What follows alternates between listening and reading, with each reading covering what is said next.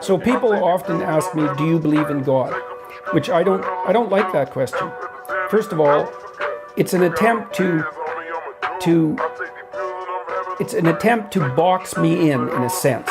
And the reason that it's an attempt to box me in is because the question is asked so that I can be firmly placed on one side of a binary argument. And the reason I don't like to answer it is because A, I don't like to be boxed in, and B, because I don't know what the person means by believe or God. And they think they know. And the probability that they construe belief and construe God the same way I do is virtually zero. So it's a question that doesn't work for me on multiple levels of analysis. But strangely enough, just as we were talking, the answer to that question popped into my head. I act as if God exists. Now you can decide for yourself whether that means that I believe in Him, so to speak. But I act as if He exists. So that's a good enough answer for that.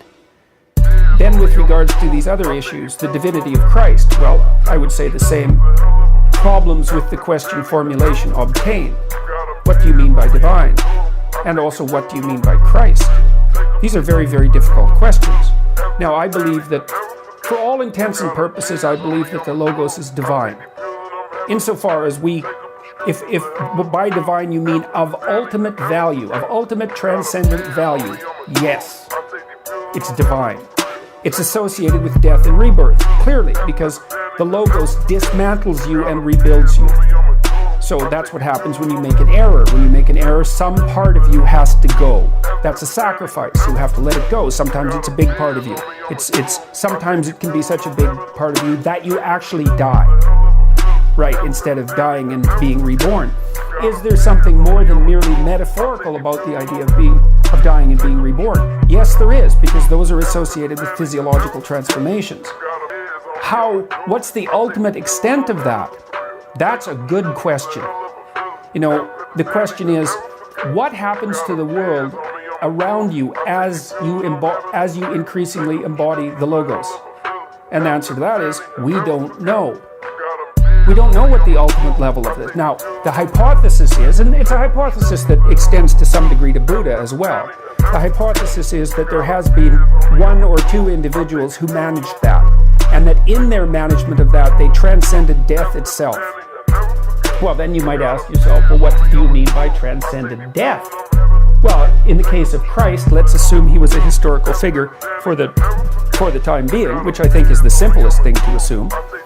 I think there's sufficient evidence to conclude that. You could conclude otherwise, but I feel that there's sufficient evidence to conclude that. Is his resurrection real? Well, his spirit lives on. That's certainly the case. In what sense do you mean spirit, just to qualify that? Well, let's imagine that a spirit is a pattern of being. And we know that patterns can exist, patterns can be transmitted across multiple substrates, right? Vinyl, electronic impulses, air, vibrations in your ear, neurological patterns, dance. It's all the translation of what you might describe as a spirit, right? It's that pattern.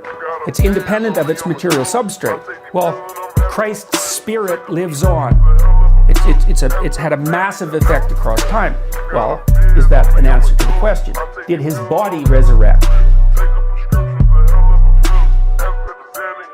I don't know. I don't know. The accounts aren't clear, for one thing. What the accounts mean isn't clear. I don't know what happens to a person if they bring themselves completely into alignment. I've had intimations of what that might mean. We don't understand the world very well. We don't understand how the world could be mastered if it was mastered completely. We don't know how an individual might be able to manage that. We don't know what transformations that might make possible.